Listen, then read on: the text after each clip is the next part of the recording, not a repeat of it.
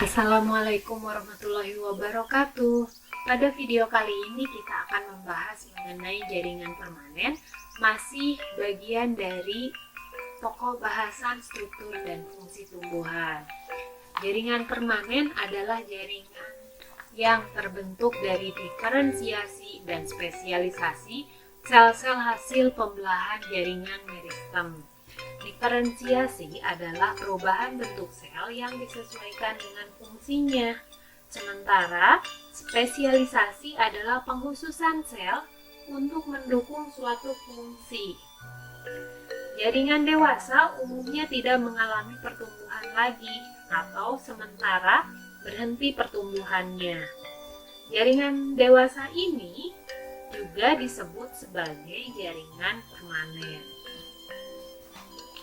Jaringan dewasa terdiri dari jaringan epidermis atau pelindung, parenkim atau jaringan dasar, jaringan penguat atau penyokong, dan terakhir ada jaringan pengangkut atau vaskuler.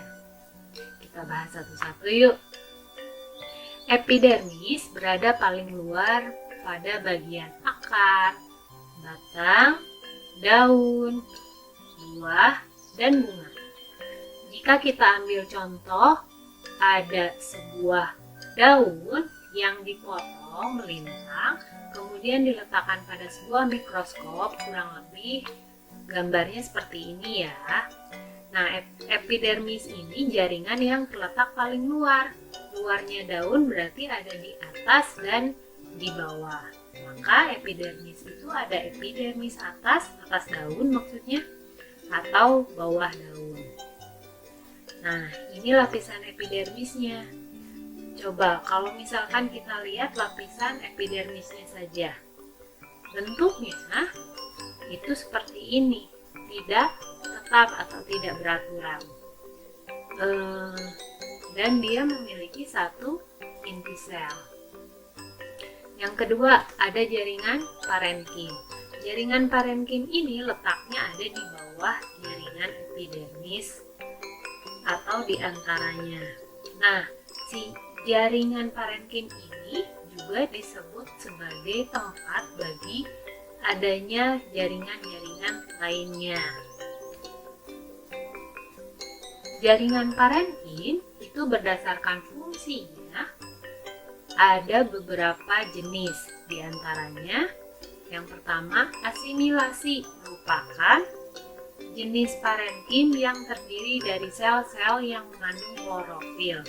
Nah, tentunya karena mengandung klorofil, dia bisa menghasilkan makanan. Yang kedua, ada jenis parenkim penimbun. Fungsi utamanya dapat menyimpan cadangan makanan.